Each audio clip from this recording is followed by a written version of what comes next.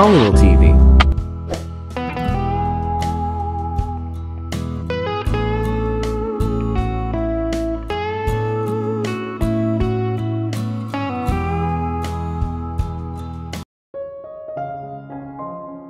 Sa kabilang banda, si Daniel. Alam kong sinusubukan ni Jen na kausapin ako tungkol sa halik. She was trying hard talaga. Pero may iba akong plano. Gusto kong kausapin siya ng buong oras tungkol dito. At ngayon kailangan kong bumalik sa trabaho. Kaya sinabi ko ang sinabi ko. Sa kabilang banda, si Jeneline. What the hell was that? Sigaw ni Natasha sa tenga ko pagdating ko sa table ko. Alam kong darating ito. Nakita niya kami sa very awkward moment. Obvious naman aasarin niya ako. There's nothing to tell. I swear. Umupo ako sa upuan ko at nagsimulang mag-check ng ilang files. Don't try to fool me. Jen, you guys were so close to kissing. Did you guys kiss later? What's going on? Hindi nagawang mapanatiling maayos ni Nats ang kanyang pag-iisip. No, we didn't kiss. There is nothing going on between us. It's just. Gusto mo siya. Tumingala ako sa kanya. I do, I guess. Mahinang sabi ko habang nakatingin sa ibaba. Okay Jen. Okay, Daniel is a good guy pero hanggang ngayon wala pa siyang nakakarelasyon, at least yun ang sinasabi ng mga tabloid. Napag-usapan niyo na ba siya? No, are you mad? He is my boss. I'm just his personal assistant. He can't fall for me. Okay, now you are being insane. You are beautiful, smart, caring. Sinong lalaki ang hindi magkakagusto sa'yo? Okay, keep all this aside. Bakit ka pumunta dito? Oo. Gusto kong malaman kung nakabalik na ba si Mr. Anderson. Gusto ng boss ko na magkaroon ng urgent meeting kasama siya at lahat ng iba pang empleyado sa marketing. Tatanungin ko siya at ayusin iyon. Tumango ako habang iniisip ang schedule ni Daniel for today. Sige, mail me the schedule, aalis na ako ngayon. Pero tandaan mo hindi pa natapos ang usapan natin. Tumango ako. I was checking the expense file Daniel told me to go through, tapos biglang sumulpot si Max in front of my table. Hey beautiful, bahagya siyang yumuko. Hi Max, how are you today? Napangiti ako. A little piece of information, si Max Fisher ay isang empleyado ng Anderson Clothing sa purchase department. Siya ay isang gwapong lalaki, maganda ang ugali. Tinanong niya ako kung gusto ko siyang lumabas mula noong nakaraang linggo. He seems like a good guy, pero kung ano man ang nangyari kay Caleb, ayoko lang pumunta doon ngayon. O baka naman medyo nagkaroon ako ng feelings para sa boss ko. So formal Jeneline, now I'm your friend right? Sa ngayon, personal assistant lang ako ni Mr. Anderson. So what are you here for? Sabi ko na nang-aasar sa kanya. Well, if that's the case, I'm here for asking you that have you thought about the date? I did, and I have concluded that I'm sorry. But right now I really can't date you or anyone else for that matter. Sige, hindi ko talaga alam ang nakaraan mo, ngunit humihingi ako ng isang dinner lamang. After that if you decide to be just friends magiging okay na ako, no pressure. Nag-isip ako ng ilang minuto, ano ang masama sa isang dinner? And think about my feelings about my boss, I'm sure temporary infatuation lang yon. Hindi ito maaaring maging konkreto. Isa pa, may bihirang pagkakataon na maramdaman din ni Daniel ang parehong bagay tungkol sa akin. Sigurado akong tuluyan na niyang makakalimutan ang halik. Okay, pero isang dinner lang. Tinagilid ko ng kaunti ang ulo ko at binigyan siya ng maliit na ngiti. Thank you. I make sure you will have a great time. Ngumiti ako, tumango. When and where? How about tonight? There's this amazing place with the most amazing Mexican menu. Wait, gusto mo ba ng Mexican? Yes, I do. Sounds good to me. Sige, sunduin kita mamayang 7. Text me your address. I will. Okay, see you later. See you. Sabi ko at pumunta sa cabin ni Daniel para sabihin sa kanya ang expense file. May I come in? Come in. Narinig ko ang boses niya. Yes, Jen. Sabi niya habang nakatingin sa akin habang papasok ako sa cabin niya. I checked through this file. It will need few corrections. Should I discuss this with you now? Busy ako ngayon. How about after work we discuss this over dinner? Don't worry, magbabayad ako ng overtime. Iminungkahi niya. Pero ngayong gabi ang date nila ni Max. Alam kong babayaran mo ako ng overtime gaya ng lagi mong ginagawa, but tonight I can't. I have plans. I'm sorry. Plans? With whom? Tumingala siya. I think that's none of your business, mahinang sabi ko. It is, because I want you to be present with me for work purpose and you say you have got plans. I need to know your plans. Medyo napasigaw siya at tumayo sa upuan niya. Look, still I don't have to tell you about my plans. Jen, I'm asking last time, with whom are you going out? Tanong niya na nagngangalit ang mga ngipin. Nakatayo siya ngayon sa tabi ko. Daniel, why do you even care? You didn't even remember about. Napatigil lang ako. Ano ba tong pinagsasabi ko? Tatanungin ko na sana siya tungkol sa kiss. Ano bang iniisip ko? What are you talking about, Jen? Nothing, look, just let me go. Walang patutunguhan ang usapan na ito. Remember what, Jen? Nothing, don't press it. Lumingon ako para hindi niya makita ang mukha kong nahihiya. Pero nakakalimutan kong tao siya. Lumapit siya sa akin at tumayo sa harap ko, hinawakan niya ang mga braso ko. Nakatingin ako sa paa ko, sa heels ko. Mayroon akong magandang pumps. Jen, anong pinagsasabi mo kanina? Be honest with me, sabi niya sa malambing niyang boses, at doon ako natunaw. Butterflies, butterflies everywhere. Hindi mo man lang naaalala yung kiss na pinagsaluhan natin. Tumingala ako. Ayan na, sinabi ko na, sa mukha mo. Sa kabilang banda, si Daniel. Hindi mo man lang naalala ang tungkol sa halik, mahinang sabi ni Jen. Oh my sweet girl. Jen, dahan-dahan kong itinaas ang baba niya gamit ang daliri ko. Ano? Tanong niya. Naaalala ko ang lahat tungkol sa halik, sabi ko sabay tingin sa mata niya. You do. Mahina niyang tanong, tila hindi sigurado. Yes, I do. Hindi ko nakalimutan. That kiss meant a lot to me. Sa buong stay ko sa Athens, ikaw lang ang nasa isip ko. Ipinulupot ko ang mga kamay ko sa bewang niya, na ikinasara ko ang distansya sa pagitan namin. I'm flattered, Mr. Anderson. Binigyan niya ako ng mapanuksong ngiti. So ibig sabihin, I get to kiss you again. Inilagay ko ang isang hibla ng buhok niya sa likod ng tenga niya. Sa tingin ko, yes, tumawa siya. Hindi na ako nag-aksaya ng oras sa paglapat ng labi ko sa kanya. Para bang huminto ang oras doon, wala nang iba para sa akin. Kami lang pinapakita sa isa't isa ang pangangalaga namin sa isa't isa sa pamamagitan ng halik. Napakalambot ng labi niya sa labi ko. I could kiss her forever, this girl is making me go crazy about her. Pagkatapos ng ilang oras ng kissing ay naghiwalay kami. Pero nanatili pa rin akong malapit sa kanya. Sa kabilang banda, si Jeneline.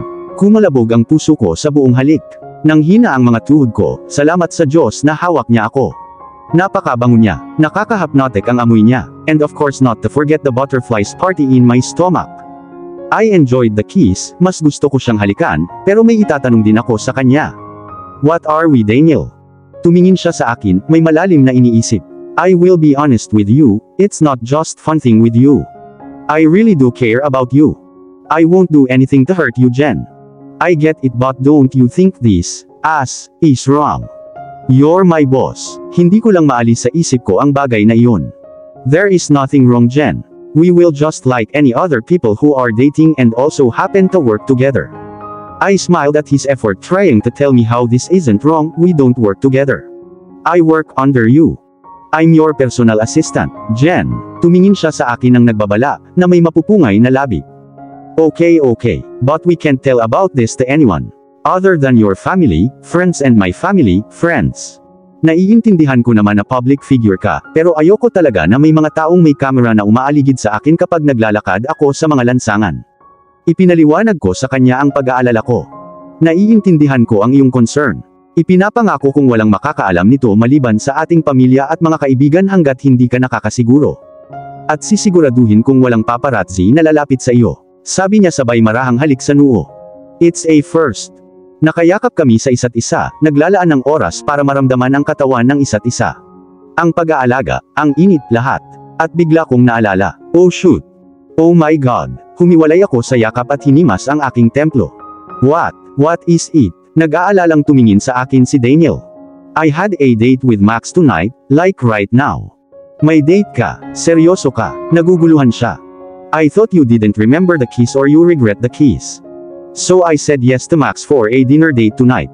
He has been asking me for a while. Sabi ko, dahan-dahan kong hinuhusgahan kung kailan siya sasabog. What? You thought like that? And who the hell is Max? Halos isigaw niya ang huling bahagi. He works for your company. Well, to start with, whoever this guy is fired. And you are not going to date with him or anyone other than me from now on. Is that clear? Seryoso siya at galit. Possessive Daniel, I can agree on the second part, but you can't fire Max. When he asked me out, we were not going out. He didn't know. He is innocent. You will not fire him, okay? Jen, why do you have to talk good about him? He is not your boyfriend. I'm your boyfriend. I don't want anyone near you knowing he wants to date you. Nakapout na sabi ni Daniel, ang cute. Daniel, can't you trust me? Though Max wants to go out with me pero ayoko. I want to date you not him. Gets mo ba? Fine, I won't fire him. Pero kung lalapit siya sa'yo at aayain ka ulit, he is fired. Umirap siya. Okay, now let me tell him na hindi ako makakapunta sa dinner. Nilabas ko yung phone ko. After that I will drop you to your home. Sige, binigyan ko siya ng halik sa pisngi. Idadial ko na sana ang number ni Max, nang hinila ako pabalik ni Daniel. Nabangga ko ang dibdib niya. Parang bumalik siya sa pagkakayakap sa akin. Itinapat niya ang mukha niya sa leeg ko, nilagay niya ang malalambot na halik sa leeg ko. Daniel, lumabas ito na parang bulong. Ano Jen? Anong ginagawa mo? I'm just kissing my girl. My girl ay nagpadala ng panginginig sa aking buong katawan. Bakit kailangan niyang sabihin yun? Oh. My girl. Yes, you are my girl. Binigyan niya ako ng matagal na halik sa labi. How am I going to handle this sexy, hot, handsome, and caring man? Sa kabilang banda, si Daniel. What? Sigaw ni Theo, Scott at Peter. Yes guys, Jen and I are dating. Bawal sabihin ta kahit kanino, Jen wants to keep it private initially, paliwanag ko sa kanila. Pero paano, hindi ba't sinabi niya sa akin na hindi siya nakikipag-date? Tanong ni Scott. Oo, pero nung nagpunta ako sa Athens hinalikan ko siya. Kahit hindi niya ako hinalikan noon, alam kong may ibig sabihin ang halik na iyon sa aming dalawa. Pagbalik ko, sinubukan kong kumilos ng normal na parang hindi nangyari yung kiss, pero tinanong ako ni Jen na kung may ibig sabihin ba ang halik na iyon sa akin. And I couldn't refuse, so here we are dating. I'm happy you finally got a girlfriend, and a good one. Not some clingy slut. Napangiti si Scott. Yeah, good for you buddy. Mukhang mabait na babae si Jeneline. Tumango si Peter. Alam kong darating ito. I'm so happy for you man. Niyakap ako ni Theo. Thank you guys. Would you like to have something? Nakaupo talaga kami sa office ko. Jeneline Mondragon Special Coffee. Sabay-sabay nilang sabi, napangiti ako. Jen, Theo, Scott, Peter and I want Jeneline Mondragon Special Coffee, sabi ko sa intercom. I will be on it. Sabi ni Jen sa kabilang side, sigurado akong malaki ang ngiti niya. Sa loob ng 10 minuto, may kumatok sa pinto ng cabin ko. Come on in. Pumasok si Jeneline sa cabin na may matamis na ngiti sa labi. She looked beautiful every day. Siya ay napakaganda. Nakasuot siya ng puting shirt at light pink na pantalon. Nakasuot siya ng nude sandals. Pagpasok niya, napangiti ang labi ko, paanong hindi? She is just amazing, and we are dating. Paano ako hindi magiging masaya tungkol dito? Good evening everyone. Sabi niya sabay turo sa mga kaibigan ko. Hey Jen, how are you? Tumayo si Theo para yakapin siya. I'm good, what about you? Tanong niya na may ngiti sa labi. I guess she feels comfortable with Theo the most as she have met him more than Scott and Peter. I'm feeling absolutely best as I got to know that you and this man Daniel are dating. I know right, Jen, you said no to me and yes to him. I guess I will just go to attain salvation in the mountains. Nagpakita si Scott ng pekeng nasasaktan. Tumawa si Jen, you are such a drama king Scott. I'm sure you are going to meet your love of the life pretty soon. Dream on Jen. Scott and love. Ha, not happening, natawa ako. Oh you shut up. You have got a super amazing girlfriend. Let me find mine now. Sinamaan ako ng tingin ni Scott, alam kong nagbibiro lang siya. Nagulat din ako. I mean last time we met you were just his assistant. And now his girlfriend, sabi ni Peter. Sa kabilang banda, si Jeneline. I thought you were going to keep mom the whole time. And for your knowledge, we met a month ago. Maraming pwedeng mangyari sa isang buwan. Sabi ni Jen sa sassy tone niya kay Peter. I'm staying away from you. You just speak so blunt yet so right. I can't handle you. I pray for you Daniel. Umiling si Peter. Masanay ka na. You are my boyfriend's close friends, so we'll meet often Peter, napangiti ako. I wonder how your girlfriend or future wife will handle you. Napakatahimik mo. Sabi ko nang hindi nag-iisip pero alam kong nagkamali ako. Naging seryoso silang tatlo. Parang blanko lang ang mga mukha nila. Ramdam ko ang tensyon sa hangin. Wala akong nabasa kahit isa sa kanila. My wife died giving birth to our son didn't survive too. Binasag ni Peter ang katahimikan habang nakatingin sa labas ng bintana sa likod ni Daniel. Oh my God, that's terrible. Tumingin ako kay Daniel para maniwala na totoo ito. Ibig kong sabihin, ito ay isang unfortunate thing para kay Peter. Hindi ko man lang maisip. Tumango lang si Daniel. Oh my God Peter, I'm really very sorry. Hindi ko alam, sabi ko na nakatingin ng may sympathy kay Peter. It's okay. It's been 3 years. I'm trying to move on. Isang malungkot na ngiti ang ibinigay ni Peter. And you will move on. Ngumiti ako pabalik. Let's live guys. We have our own companies to run, tumayo si Theo. Yes, 1 oras ang schedule ko sa meeting. Si Scott, na nakita kong laging joking and flirting ay biglang nasa business mode. Nagtatrabaho ka rin. Sinubukan kong tumawa. Oo, nagtatrabaho ako Jen. Sinamaan niya ako ng tingin at sinamaan ko naman ng tingin. Goodbye Jenilyn, sabi ni Peter na inilagay ang kanyang cellphone sa kanyang bulsa. Bye Peter, see you guys. Bye everyone. Kumaway si Daniel. Isa-isang lumabas ng cabin ang lahat na iwan kaming dalawa ni Daniel. Niyakap ako ni Daniel mula sa likod, nakatago ang ulo sa leeg ko. Inamoy niya ang buhok ko. Iba talaga ang mga kaibigan mo, sinabi ko. Yes, kahit minsan iniisip ko kung paano kami naging magkaibigan. Like Theo and I were together in high school so it is obvious. But Scott and Peter we met through business. And now are very close friends. I hope they didn't make you uncomfortable. No, not at all, they are all good guys. Okay now enough of other talks. Tell me would you want to have dinner with me tonight? Tanong niya sabay halik sa pisngi ko. Sa 1 linggo ng pakikipag-date kay Daniel Anderson, nalaman ko na siya ay isang touchy-touchy na tao. Mahilig siyang magpakita ng pagmamahal sa pamamagitan ng pagyakap, paghalik, paghaplos sa akin. At mahal ko ito. I don't like to bring my ex back but he never used to be so warm. Sobrang cold niya. Hindi ko alam kung bakit ako nahulog sa kanya.